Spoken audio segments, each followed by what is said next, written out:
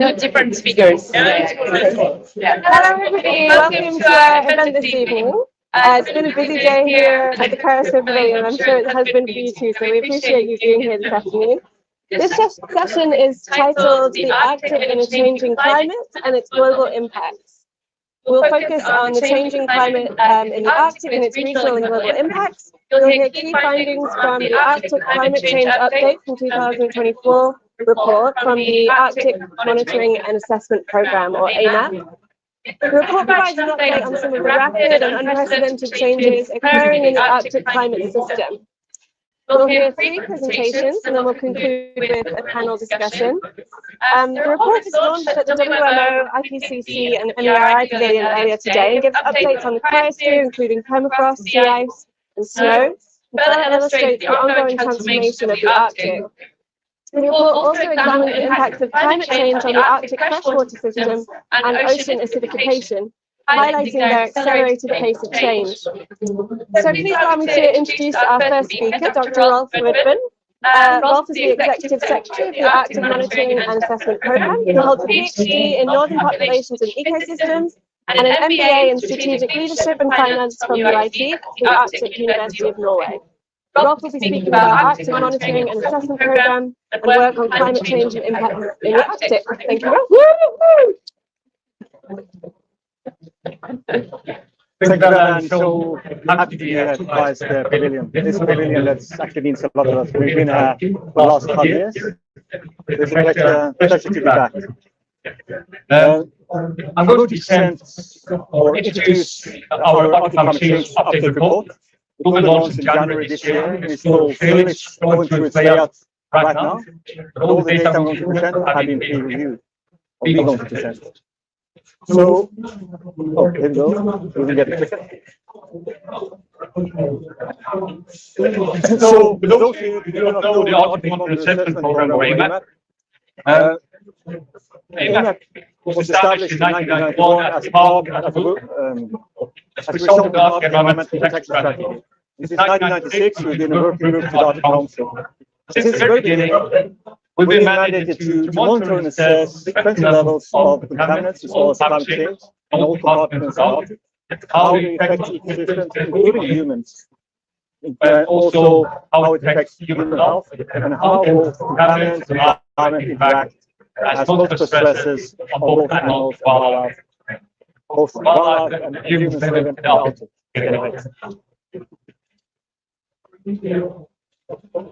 So, maybe obvious to all of you, if you're all going to talk about this, I'd like to start with asking why is the Arctic important? And for me, it's quite obvious because I grew up in a very northern part of Norway where you kind of dip your toes in the Arctic Ocean.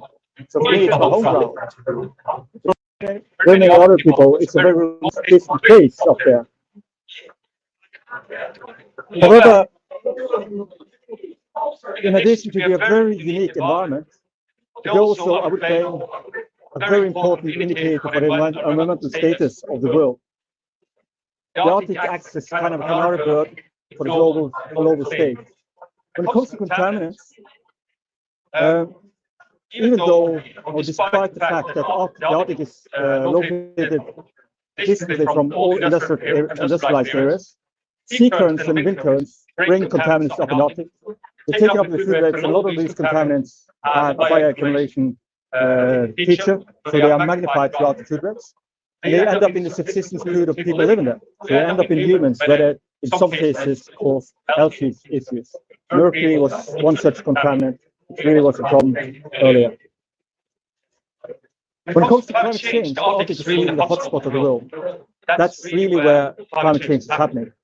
In our upcoming report, as we'll hear about later, we talk about the Arctic warming up 3 times as fast as the global average. And in some places, the Arctic, we talk about like Svalbard and Norway Center, we're talking about 6 to 7 times as fast. Also, for Arctic Ocean acidification, the acidification rates are 3 to 4 times as fast as all these oceans around the world. So it's happening there, and it's happening right now, and you can actually see those changes.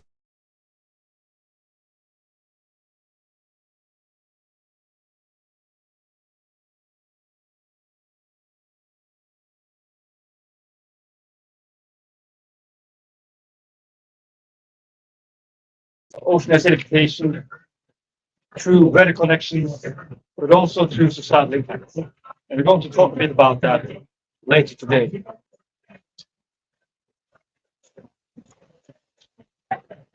In the beginning, AMAP was considering climate as a pressure, just as contaminants. But now we are more looking into it as a driver for all the processes happening in the Arctic, on the ecosystem change, on the whole dynamics of the Arctic. And one thing we're looking into is also how it affects contaminants pressure. Contaminants have been decreasing for a long time due to very successful regulations, but now they're actually increasing. The reason for that is climate change.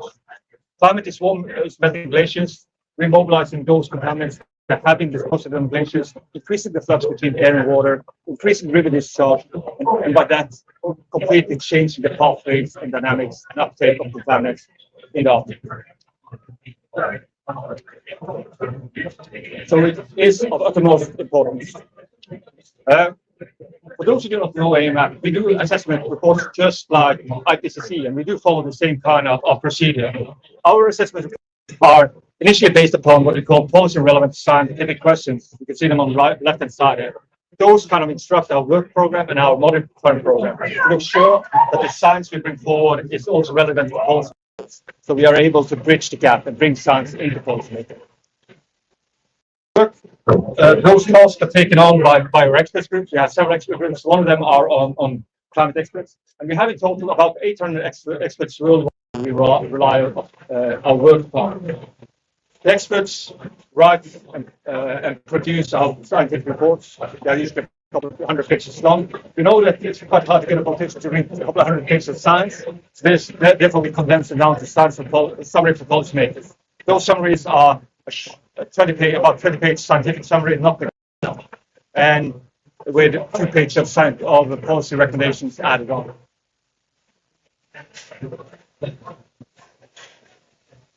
One of the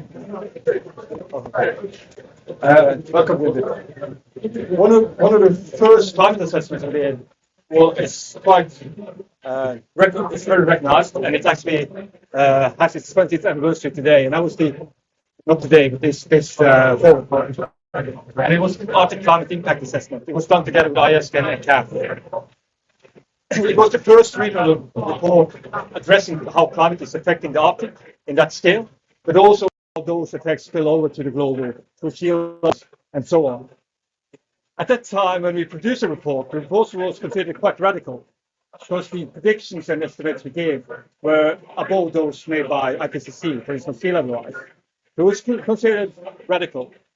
The lessons learned today, 20 years after, was that the report was rather conservative. And if we would correct something, it was actually on the estimates that we were underestimating those effects we see today.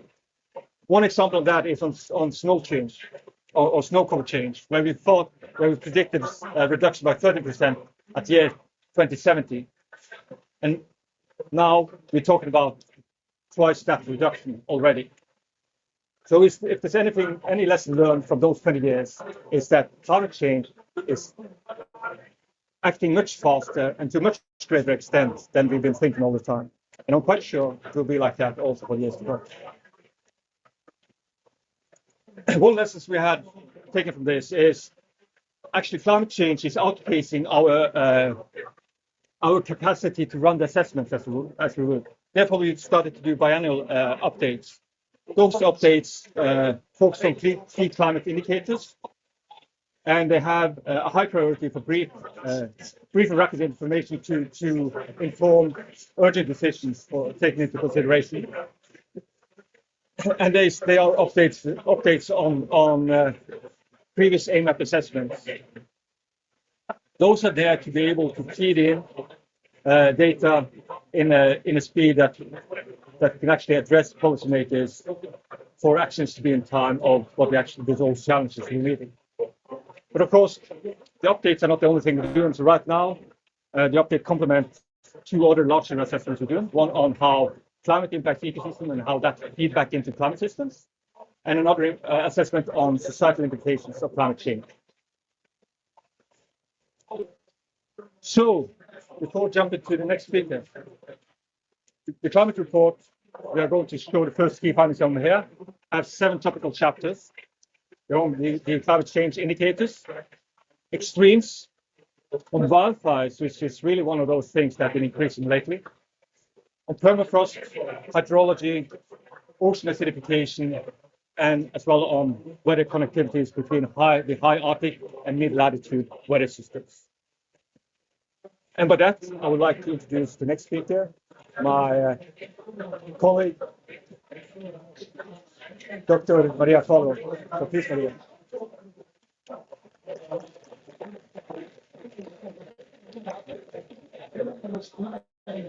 We put it on the podium otherwise. Put it on the podium. Place the microphone.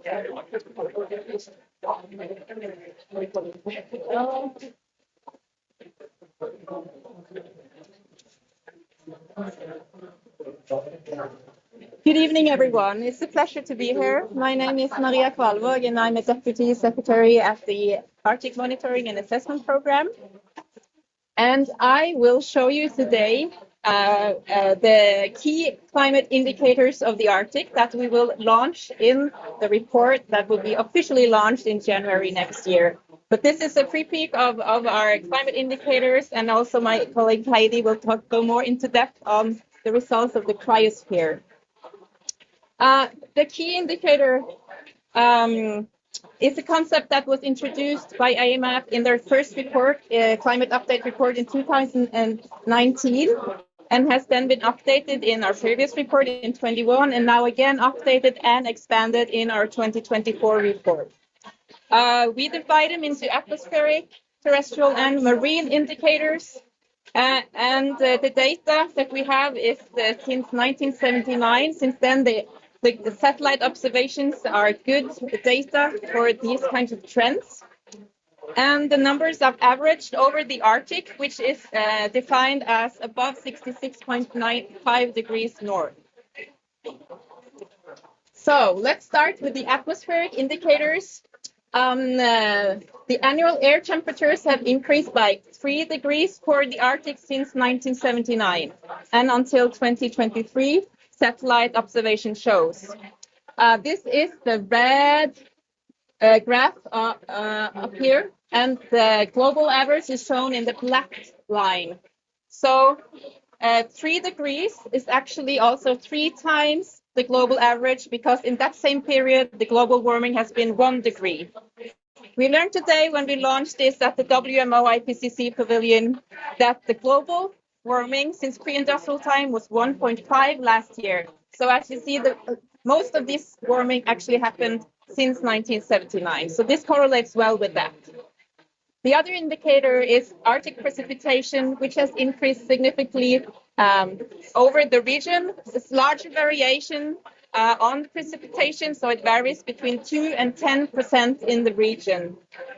This is also a physical consequence of global warming, because the atmosphere then can also have more water vapor in the air, of course.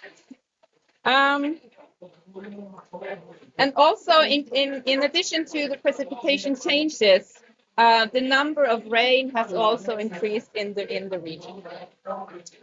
Moving over to the terrestrial indicators, the annual river discharge, so the stream flow to the Arctic Ocean, it continues to increase a lot. Earlier timing of snowmelt. So the river flow accounts for about 2/3 of the total freshwater input to the Arctic Ocean, affecting both salinity and sea ice formation.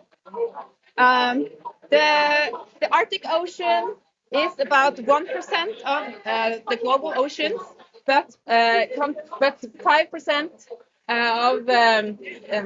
but it accounts about 5% of the river discharge in the Arctic. The next indicator is the NDVI index. This is the normalized difference vegetation index, which is a remote sensing parameter showing the greenness of the Arctic. So this also correlates well with the atmospheric indicator. Warmer and wetter means greener. But not to say, there are also areas in the Arctic, when you average like this, you also miss something. There are regional differences. You also see browning, parts of the Arctic, especially in places where there are dry summers. Yes, there are more terrestrial indicators. The next one is related to wildland fires, which will be heard more about later today. This indicator is burned area, and in Eurasia, it has increased by a factor of 2 for the last 20 years. The possible increase in Arctic wildfire is likely to have been driven by a complex combination of rising temperatures, reduced snow cover, increasing surface dryness, and increasing human and lightning ignitions. And this data also correlates well with lightning ignition data. And then the last terrestrial indicator is the spring snow cover. We have the summer snow cover extent that has decreased by 27% between 1979 and 2023. And here also there are variations, regional variations. The Eurasian Arctic is the highest area with 35% reduced snow cover, and the North American is lower with 18%. This means earlier surface darkening, which in turn will contribute to amplifying Arctic warming. And then moving on to the last part, the marine indicators. Here we have 3 different ones, but we so far only have the figures of 2 of them. The next one you will have to wait until the official launch. But the September Arctic sea ice extent declined significantly, and this is a really large number. It's almost 60% of the in this period of continuous satellite observations has been lost. And it was also the lowest on the record since 1979 that the satellite observations began. And also, importantly, it's not only the extent, but the Arctic sea ice has also thinned and has shifted towards younger ice, and the proportion of thick ice has declined as much as 90%. The last one is the contribution of Arctic land ice loss to global sea level rise. And this is also increasing and accelerating the increase, as we can see. With more, the 3 upper lines is the 3 contributing regions, and the blue line is the sum of these 3. So we see that the Greenland is contributing the most to sea level rise from land ice in the Arctic, followed by Alaska and the Arctic Canada. The rate of land ice lost from Greenland is nearly twice that of Antarctica. So this report will also show for the first time an indicator on the Arctic Ocean acidification. With more open water, the ocean takes up more carbon dioxide from the atmosphere and become acid. So as I told you, we don't have the final graphics for this indicator yet, but the number states that from the period 1994 to 21, the Arctic Ocean acidification is at rate 3 to 4 times the other ocean basins in the world, and this is due mainly to the melting sea ice.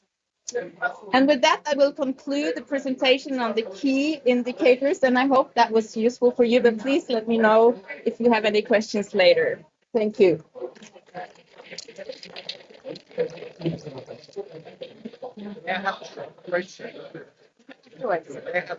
Okay. It's exciting thing baseball indicators. What about the time of pre-industrial? If you compare the trends, I'm talking about, for example, it was monster, or was the time where it was some change? Repeat the question. Oh, yeah. So the question is, did we also look at data before 1979 and look into pre-industrial time? For the key indicators, we do not. So this is a concept that we introduced to only look at from 1979 when the satellite observations, and for the Arctic, it's not so many observations, and not from pre-industrial times, I'm sure. So basically here is the 1979, which is there.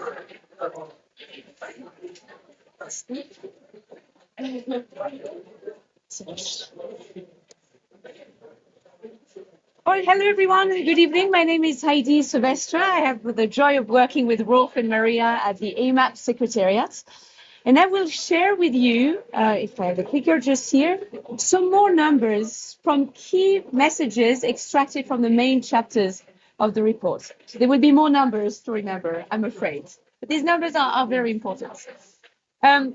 First, I really want to focus on what's happening to the cryosphere in the Arctic. As a glaciologist, this is a topic that is very, very dear to me. And as you've heard from both Rolf and Maria, what's happening to the ice in the north is absolutely terrible. And actually, these numbers are beyond terrifying.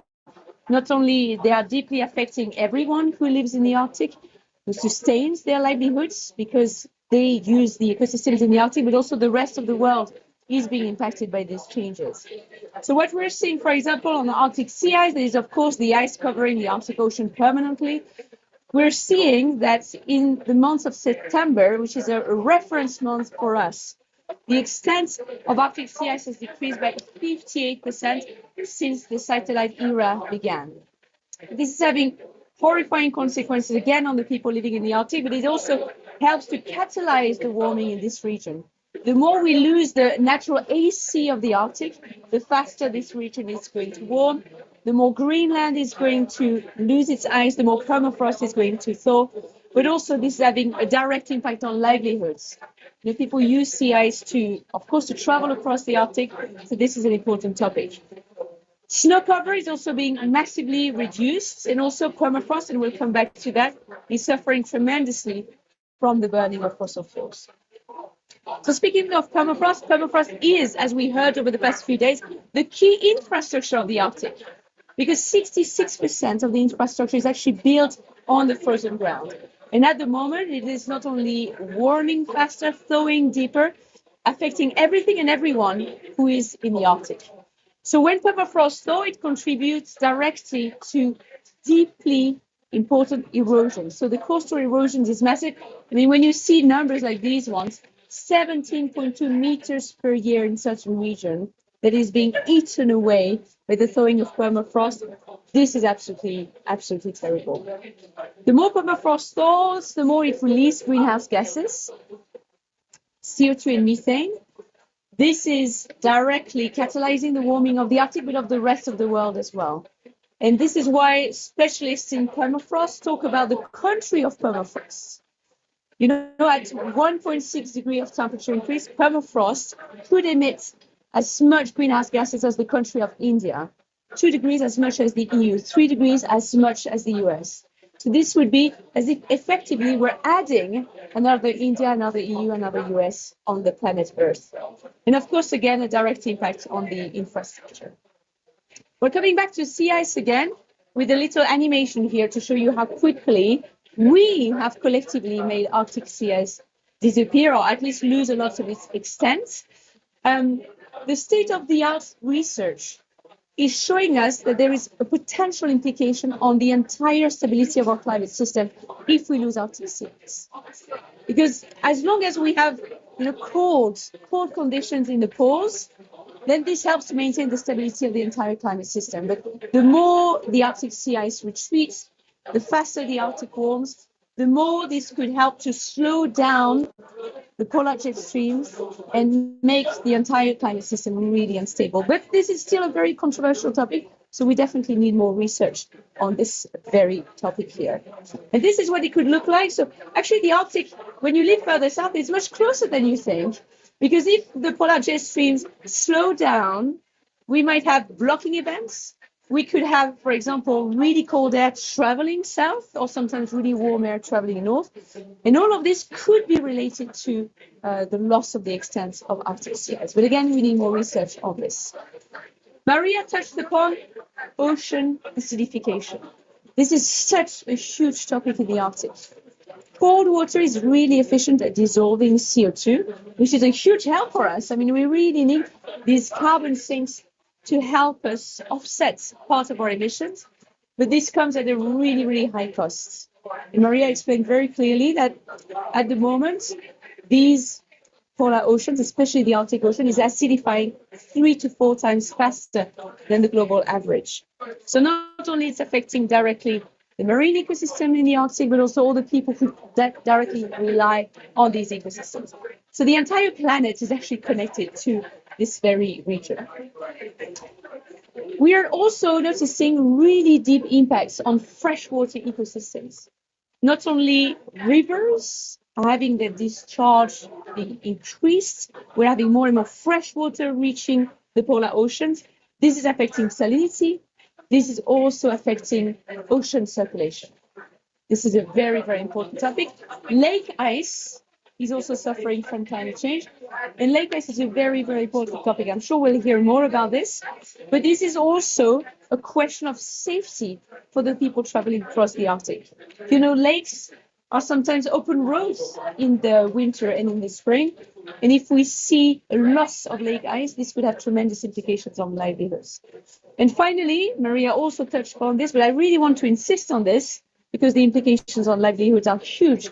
The fact that we have more precipitation in the Arctic, but also more rain falling on this terrain, that has really deeply negative impacts, for example, on reindeer populations. I will touch upon wildfires, wildland fires, very, very briefly, because I'm sure we'll come back to this. But of course, we're seeing more frequent wildfires in the Arctic, more destructive. I'm sure you've also heard about zombie fires that can be nested in permafrost during winter months and spring months and come back during the summer. This number is absolutely terrifying to see that there's been a 4-fold increase in wildfires in the northeastern part of the Arctic. Of course, it's affecting ecosystems, but it's at the same time releasing black carbon and at the same time releasing greenhouse gases, catalyzing climate change even. The last part of my presentation will be about the future. What will be the future of the Arctic region? Well, of course, things might even accelerate even more. We might get even more warming. We're seeing that things will definitely accelerate. Again, if we want to give a chance to the Arctic, we need to stop extracting and burning fossil fuels. But there is so much lag in the climate system that we can only expect the warming to continue for the decades to come. What makes me extremely sad is to see numbers like what could happen to Arctic sea ice. We might see the first sea ice-free summer months by the decade of 2040. And again, think about the implications this could have for the people of the Arctic and beyond. And again, massive increase in precipitation, especially for rain. So I'll just conclude with this. It's a quote from the former Finnish president. If we lose the Arctic as we know it, we will lose the world. Thank you very much.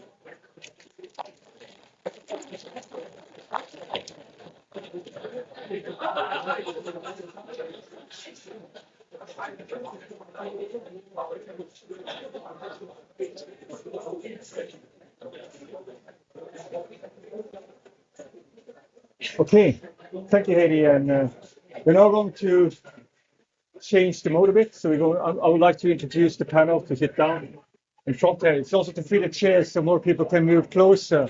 So it's easier to listen. So I would like to introduce to the panel.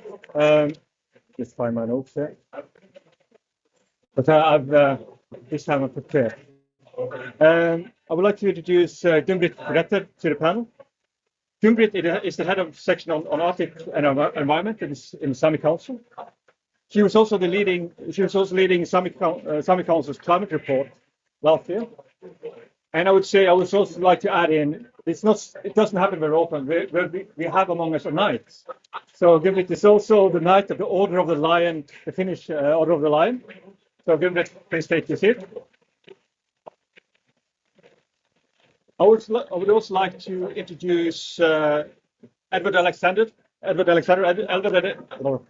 Sorry, it's late in the night now. Edward Alexander is the co-chair of the Gwich'in Council International, and he's the head of delegates to senior Arctic officials at the Arctic Council. For the last 20 years, he's been serving a variety of leadership roles, And also in this case, is the I would say the mastermind and the main person behind the Arctic Council initiative on wildland fires. So please, Ed.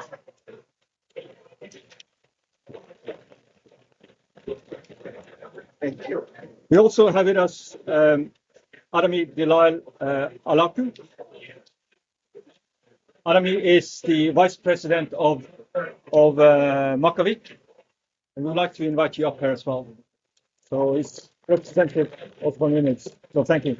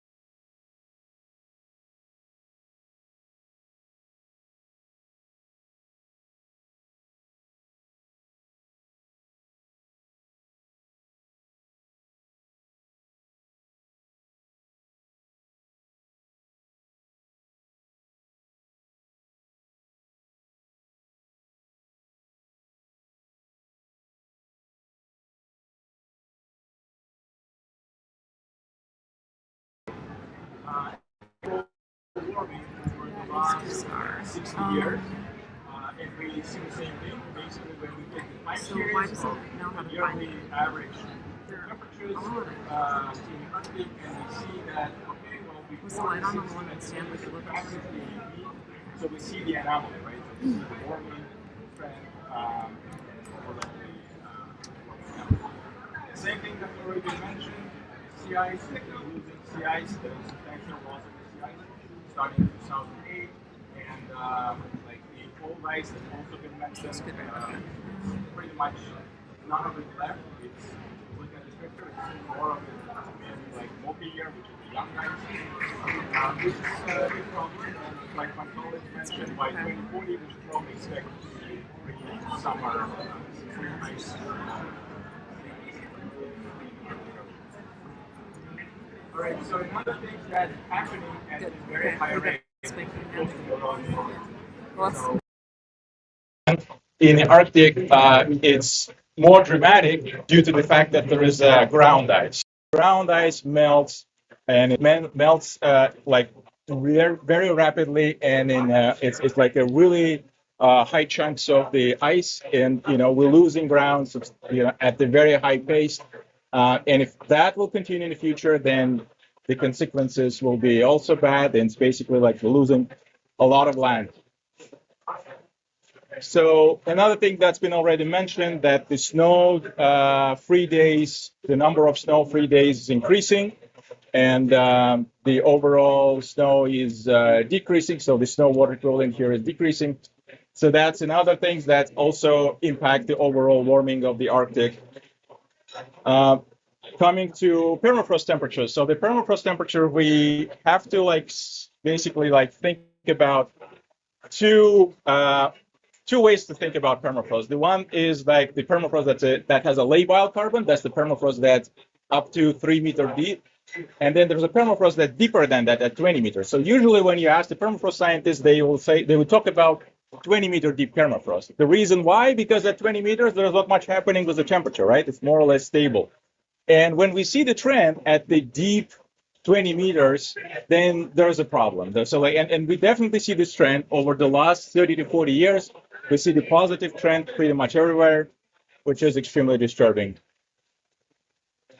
And then, yeah, this is sort of a movie. I don't know how to play it, but it's basically reiterating what I already said. So with that, I would like to thank you for your attention and bearing with me and sort of repeating everything again. Thank you.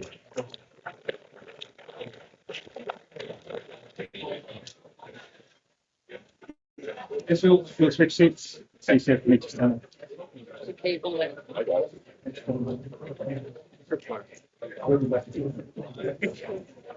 Yeah, okay. Stay behind the podium, she says.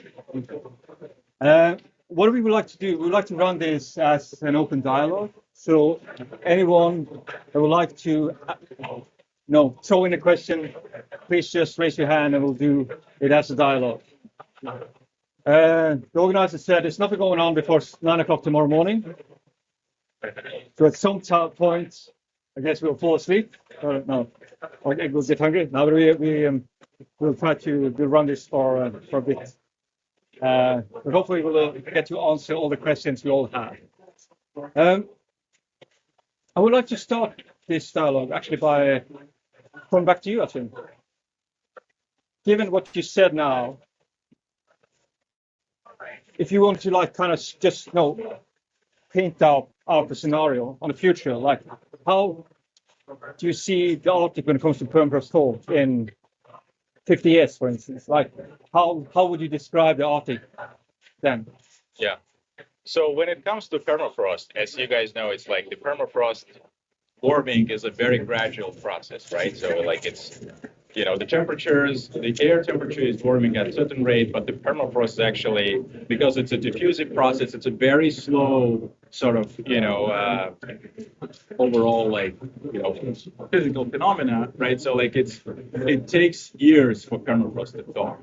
But one of the things that, one thing, if you take that system and try to sort of go into the future and say, okay, well, if this system will slowly thaw, then you would end up with one numbers, and then you would question is those numbers correct or are they not correct? What I'm taking into account, what I'm not taking into account. And it turns out that in order to really wrap your head around the permafrost and the rate of the permafrost, how fast it's going, what is the consequences, you have to account to the multiple factors. You have to account for the snow, right? You have to account for the organic layer. You have to account for the disturbances. So disturbances right now, we're missing, when we're talking about the global models, we're missing disturbances in the global models, and therefore we projecting permafrost, but our projections are more conservative. So introduction of the disturbances. So what are the disturbances? One of the disturbances is wildfires, right? Wildfires, they not just burn the top of the vegetation, the top of the layer, but they also affect permafrost, right? How they affect permafrost? Because they burn the organic layer. And the organic layer is very important, especially in areas when we have warmer permafrost. The organic layer protects that permafrost. The reason that permafrost is there is because of thick organic layers. So when that organic layer is gone, then the permafrost is vulnerable, and therefore we'll have a much faster thawing of the permafrost. So now it's not gradual anymore, but it's more rapid, right?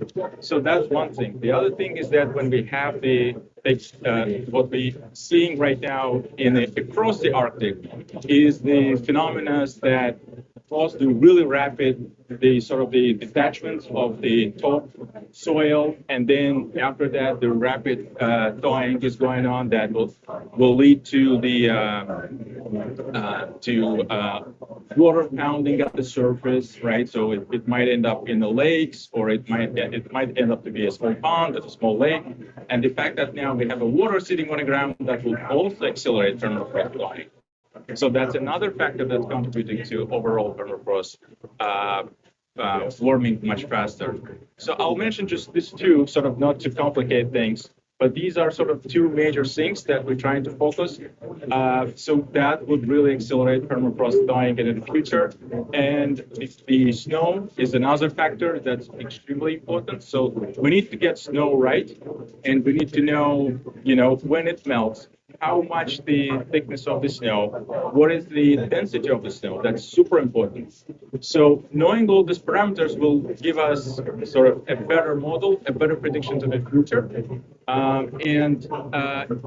If we're going back again to the impact of the permafrost in terms of how much carbon would be released, so that really all depends on all these factors and processes acting together. There is quite a bit of uncertainty in terms of, again, if we model that, and there's quite a bit of uncertainty when we measure that. And the reason is that when we measure, there's multiple ways how we measure. So we measure so-called, we have like a flux tower stations, and it's across the world. And of course, ideally, it's nice to have a great coverage, but that's not the case. So we have a really nice coverage in Alaska. We have somewhat decent coverage in Canada. We have a good coverage in Europe. But Russia is a big sort of black spot for the great area that Russia covers. We only have like maybe not even a handful of, flux tower stations. That really makes our job much harder, because if we try to do the upscaling of the fluxes coming from permafrost, then the fact that we don't know, the Russian part, it's basically like, yeah, I mean, if you add or subtract 1 point out of the, your sort of upscaling product, then you might get this different result, and it complicates things. So that's why we're working on the modeling. We want to bring the model. We want to model this process so that the model can complement this data. But nevertheless, it's nice to have more data. So that's another issue. Now, going back to Rolf's question, sorry, I answered it in such a long way, but I just want to give a more broader picture. It really depends, the thawing process. And if we're going to account for the disturbances, then the impact will be much higher. If we're not going to account for the disturbances, then it's going to be more gradual. But all in all, there is in any case, we're losing substantial amount of the near surface up to 3 meters permafrost in next 50 years. That's absolutely true. Thank you. Thank you. I would like to move a bit from numbers to how it's felt, actually, because this is also what it's about. So I would like to move to you. I mean, we now heard us talking about permafrost, how it has changed and how it will change. How do you observe it from where you are in Makalik? How do you see it? How does it affect your village and your way of living? Yeah, they're gonna regret they invited me, because I'm gonna tell them you should have invested in audio equipment here. But there's things that I feel that are missing in your pavilion is the human factor. Us people, us Inuit, we're living in the Arctic. We have a voice. But that's what you're bringing. The segue that you're talking about is we have live accounts of what's happening in our territory. You have figures, you have data, but I don't see one picture of Inuit or people living in the north. We have much to share of what's happening. We have much to share about what we are living. I'm not able to cross my rivers. I'm not able to cross my lakes to get to where I need to go to get the food to put on my table. That is what's happening right now. The permafrost that's melting, it's affecting our infrastructure, it's affecting our roads, we have to think outside the box right now how we're going to move forward, because we are seeing a big change in our society with the problems that we are facing with climate. Our houses are cracking because the doors can't close, the windows are letting air in, and it's becoming colder in our house.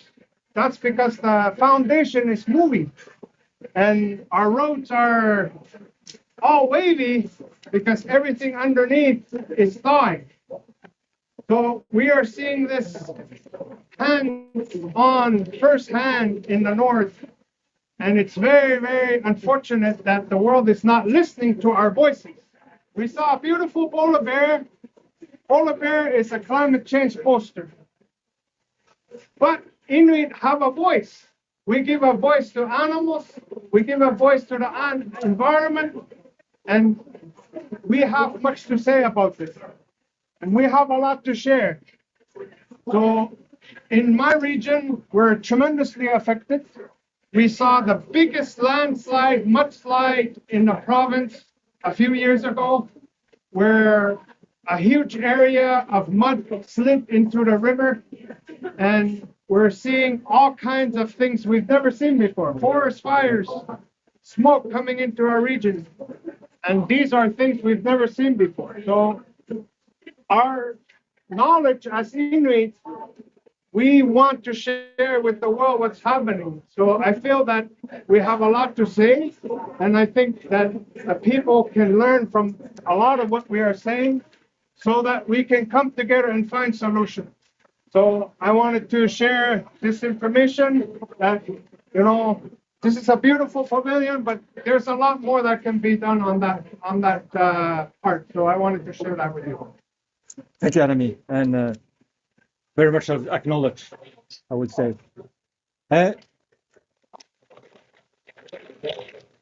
I can briefly add, I totally agree with you. And one of the things that we are doing as a part of Permafrost Pathway project, we closely work with the communities, we closely work with the affected communities, and we're helping out, especially along the Yukon River. There's affected communities that experience flooding. So you're saying that, eh?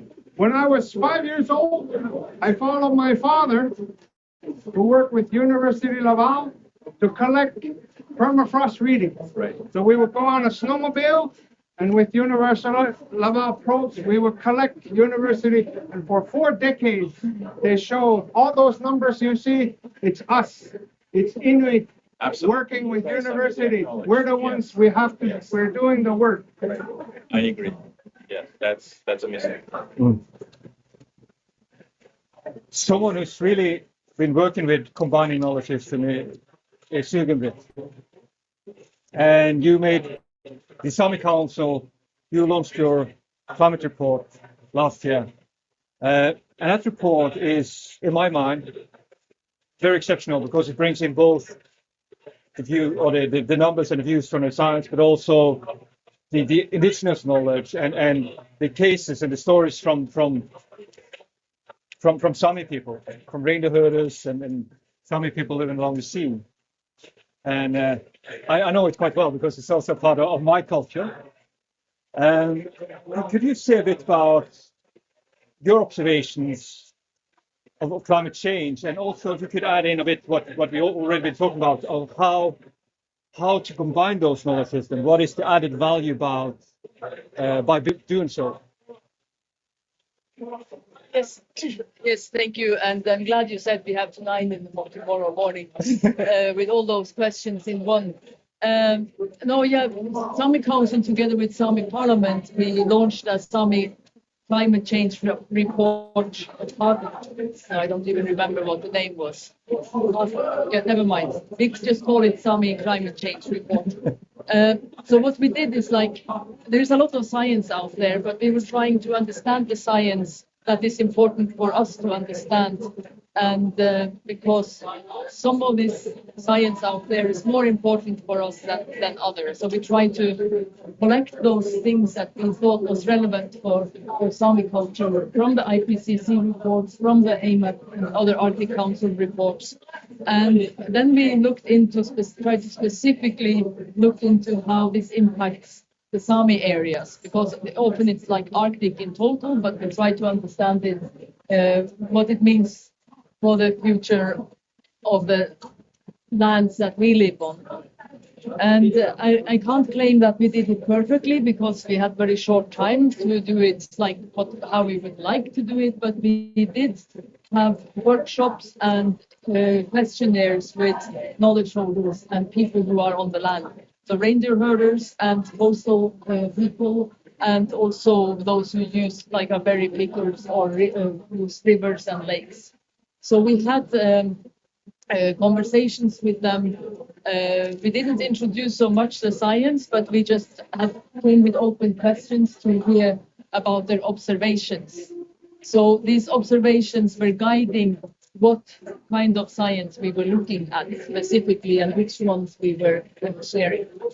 And I think it became quite a good piece of work.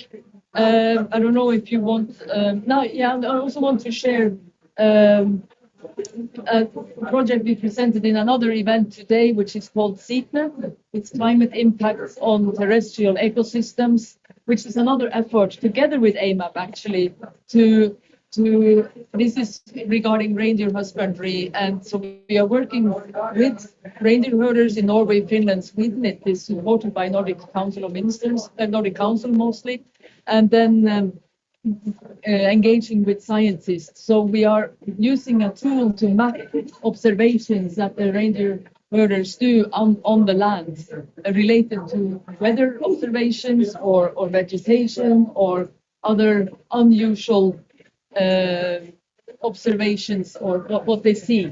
And it's important to remember that you have to have a certain layer of knowledge to understand what you observe is out of is unnormal or abnormal. So you don't just go out and observe and randomly, but you need to, there's certain depth of knowledge needed to understand that something is worth noting.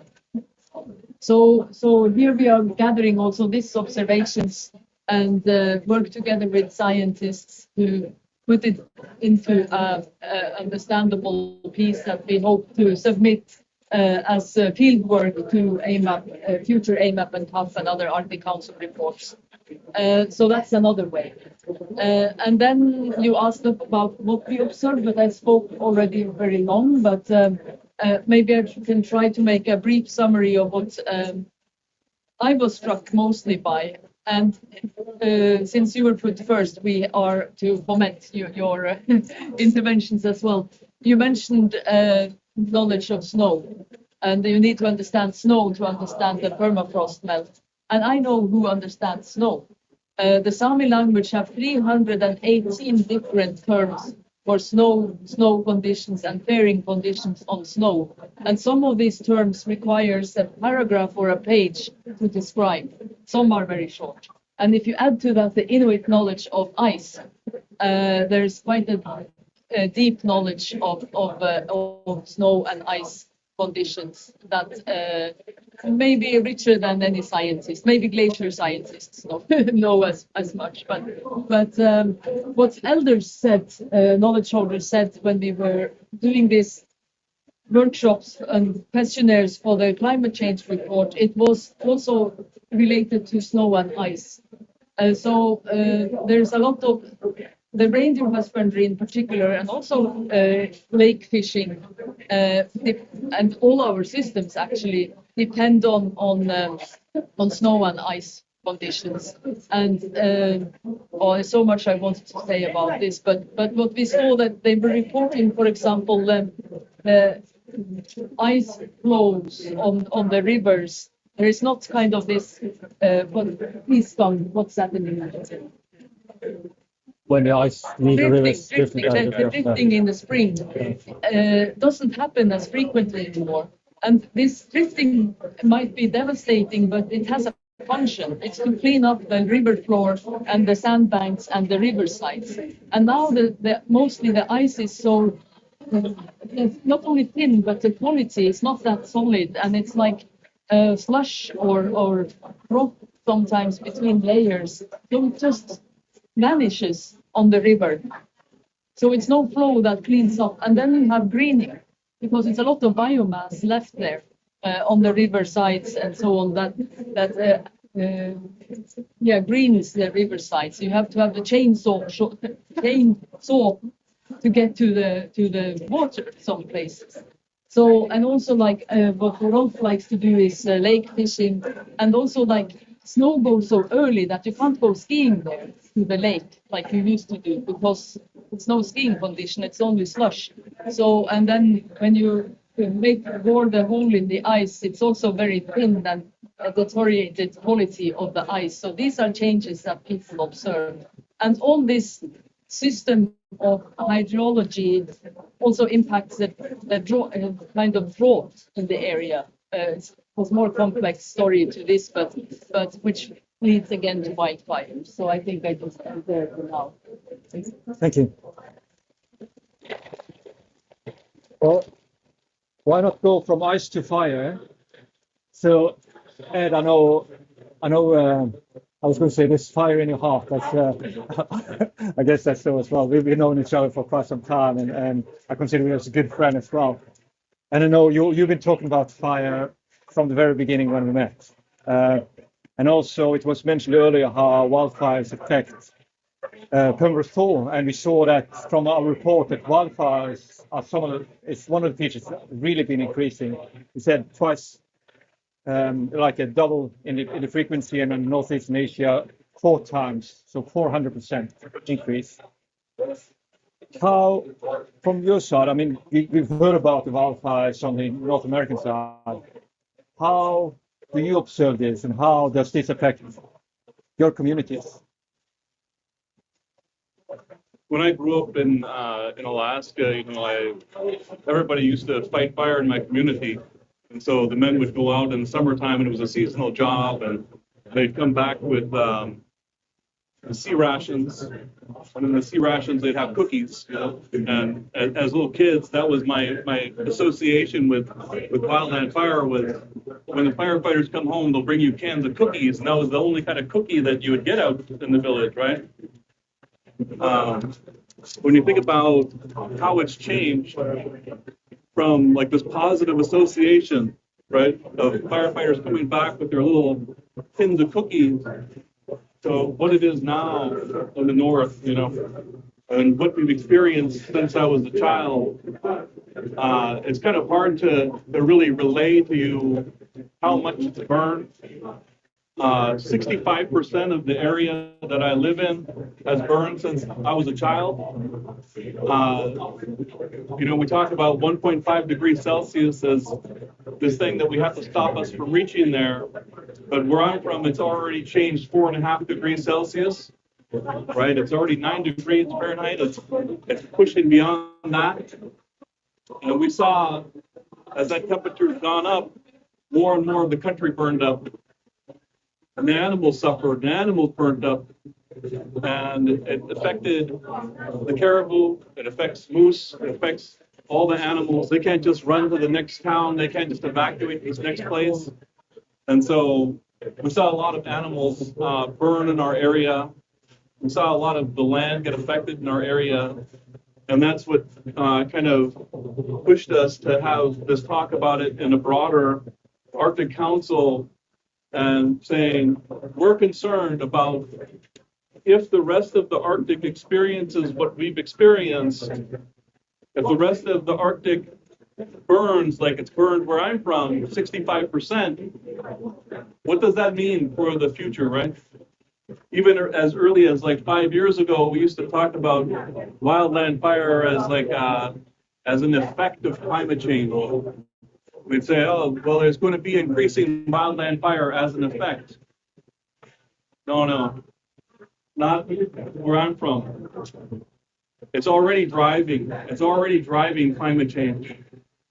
65% may not sound like much to you, but that's 4 Delaware's worth of land. If you're an American, you know what I'm talking about. That's 4 states worth of land, just in my neighborhood. I'm not talking in all of it's in homelands either, but just in my neighborhood, my little area. Right now, we're all sitting here in Azerbaijan, which is the land of fire. That's what they call this land.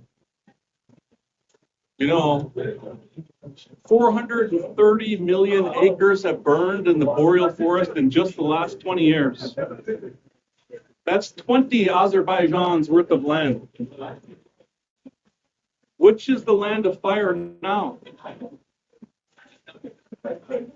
We talk about the cryosphere can't wait. The cryosphere can't wait because it's on fire. That's what we see. My friend Elchin here, who I just met today, he was talking earlier about how wildland fire is going to impact the permafrost and the Yedama and this deep permafrost and all this stuff. Well, when I talk about 430 million acres of it burning off, that means that's permafrost that's melting, that's permafrost that's exposed to thaw and all of that. It's not just the single year of the fire, it's the second, the third, the 4th year, the 5th year, the 10th year beyond the fire. When I was a little boy, we used to go out and haul wood. We'd go and look for the blue wood, it was called. Blue wood is standing burned wood that's been standing for 30 years, and all of the blackened carbon has washed off of it and weathered off of it over a long time, and you cut it down, and it's the best wood you can burn. And that's what we thought of it as. But now you got 430 million acres, and to me it looks like standing deadwood. 430 million acres of standing deadwood that's black, that's absorbing that heat, and it's sending it right down into the soil. The most fragile soil on the planet, the most carbon-rich soil on the planet, has got 430 million acres worth of antenna sending it right down into the soil, and we don't talk about it. I see it. We see it, but didn't see it. We've been saying for 10, 20 years now, hey, this is a problem. We've got to turn it around. And so, as it's affecting this 430 million acres of permafrost, as it's affecting this Yedama, as it's affecting all of these things, we got to understand it's not going to stay in our neighborhood. We always knew it wasn't going to stay in our neighborhood.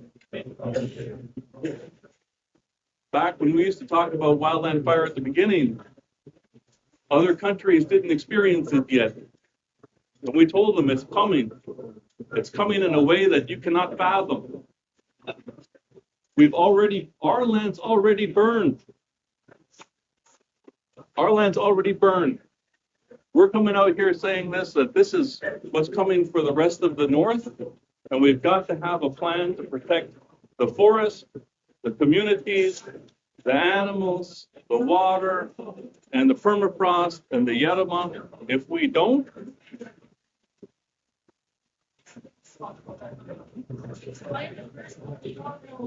the beginning it says, if we lose the Arctic, we lose the world, we lose the globe. Well, if we lose that forest, if we lose the boreal forest, if we lose the Yedama, if we lose the permafrost, we're going to be losing our children's inheritance of a wonderful world. And that's something that we have to do everything we can to stop. And so that's why I'm here, and that's why we're all here, and that's why all of you people are here. And it's not something that we can do alone. And that's how come we're part of this Wildland Fire Initiative. Any way that you can think of to help. If you're an educator, educate. If you're a filmmaker, make films. If you're a person who's on policy for your nation, does your nation have a policy on Yedama? Does your nation have a policy on wildland fire? There's expertise here that you guys are all connected to in a million ways. Make that connection. The fire that's burned, it's coming.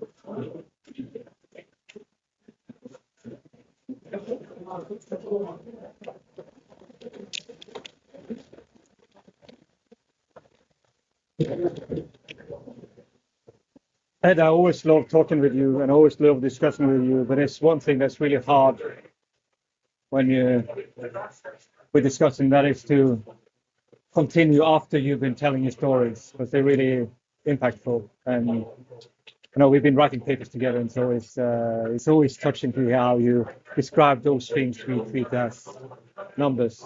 So it's always a pleasure. I would like to address all the panelists to follow up you, Ed. We're sitting in a venue where the leaders of the world are coming together to discuss and to decide upon what to do about those things we've all been talking about now, whether it's permafrost thaw, whether it's snow, whether it's sea ice or wildfires. If you had a chance to provide one message to those leaders, and also to provide one thing you would do to help them, locally or globally, what would you bring to the table? What would you tell them in the room? I guess it's down there on, what is it, next Friday, before they're doing the decisions. And I'll take a start with you, Adam. I want everybody here to take a deep breath.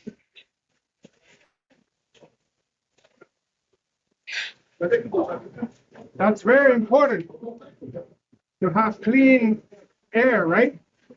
And as indigenous people, we view Mother Earth as a living thing, because it is a living thing. And we saw an animation of the Earth freezing and thawing, freezing and thawing. That's Mother Earth breathing. But we're headed towards a time where it's going to become difficult for Mother Earth to breathe. And we are doing our part in our region. We're coming up with a regional climate change and adaptation strategy. We have consulted our communities and our elders, and we're putting forward solutions to help. But an elder asked us, why must we do this when it's the outside polluting our area? When it's them destroying our land, when we are doing our part, why are we asked to always do our part? But all this to say is we must always find new solutions to help Mother Earth, because we want to breathe clean air and help each other for the future. So I think that is a message we need to give to world leaders, is we need to find innovative ways, new solutions, so that we care for our Earth for the future.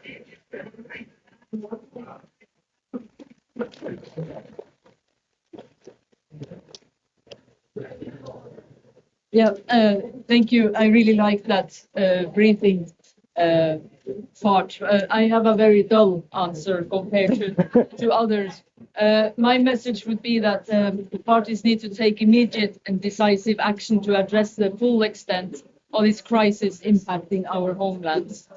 So parties to the UNFCCC must commit to strengthen their ambitions and commitments and communicate targets that reflect the urgency of action and implementation in line with an equitable global pathway to 1.5 degrees.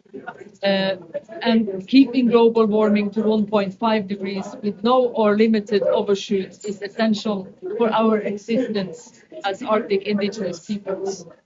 I also would like to take the opportunity to share another one. And that is to support for an enabled climate action. The costs are rising for adaptation and for loss and damage. but indigenous peoples hardly receive any direct support from climate finance. So to drive tangible climate action, we require adequate resources to implement solutions on our lands and territories that allow for our leadership in identifying, prioritizing, implementing, and monitoring climate solutions based on our needs. And the third one is more of a individual collective action, and that is to both at individual and the country party level to strive for reduced consumption and less energy consumption, because we can't keep just building more and more energy. Part of the solution must be to save energy. Thank you.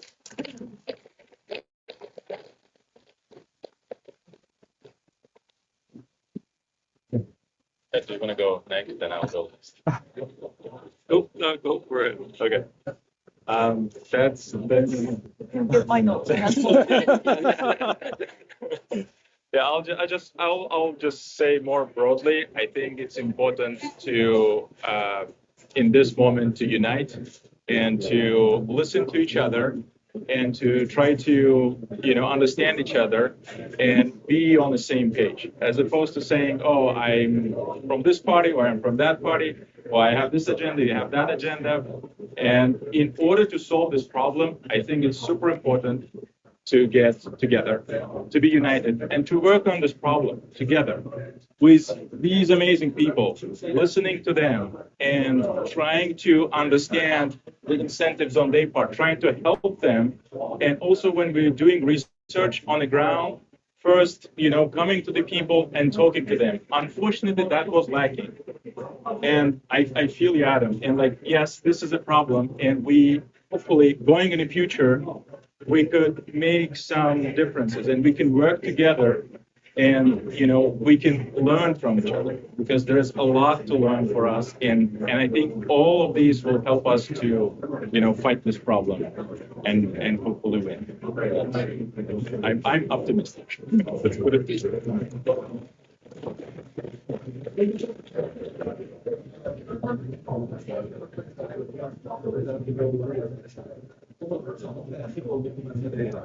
No,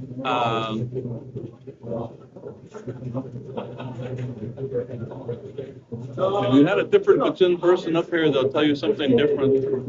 And if you had a different Inuit leader here, they'll tell you something different. And if you had a different Sami leader here, they'll tell you something different. And those other different voices is what we need at the table, right? And so to me, I see models of success, I see our own entity, which is Council International. I view it as a success. We don't have majority-minority votes. Everything is done by consensus. We sit there and we talk until we all agree. There's no winners or losers, okay? It's just winners. Because everybody gets to a point where we're all winning, and we get there. The Arctic Council, I view it the same. Because the indigenous people are at the table, we're sitting there at every level of the entity, and we're able to participate. Am I able to participate here? No. I have a badge, but I'm not allowed into certain rooms. I have a badge. I'm a leader of my people, but I'm not allowed to go into the rooms. I'm appointed by all Kachin chiefs, but I'm not allowed, I'm not treated equal here. That's not just to say me, that's to say all indigenous people from different places are not being treated equally in these venues, and I think it's a loss. I think it's a loss to not have indigenous peoples at these various tables, because you don't hear the thing that you just heard from us in this other places here. So that's one thing. And the other thing I would say is we have to have an international agreement, an international plan on how we address wildland fire in the north and its impacts to permafrost and Yedama, and it has to be integrated. It has to be integrated across the United States, Canada, Russia, Everybody has to get on board. Finland, Norway, Sweden, Kingdom of Denmark. This idea that any one of these countries can handle this issue without indigenous people is false, or without each other is false. And knowing that we have to actually start doing the right thing, which is having some kind of agreement where we're going to say we're not going to allow this to happen, right? 400 million acres would, that could easily turn into 4 billion acres. And when it does, if we allow it to happen without our coming together on an agreement, it ain't going to be just the homeland burning. It's going to be the rest of the world too. It just happened to us first. That's the only thing.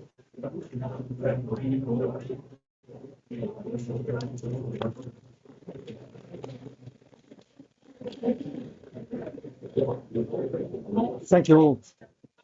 I just want to say, as the very last word here, for me, I learned about climate change not from any professor first time, but from my grandfather.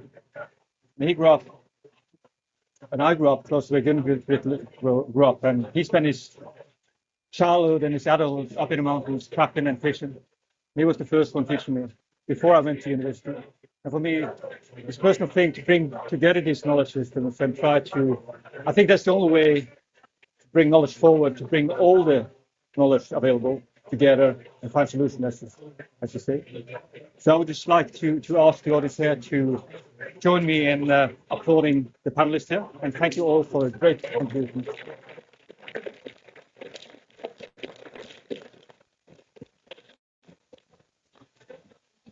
Thank you. Yeah, thank you. This was streamed.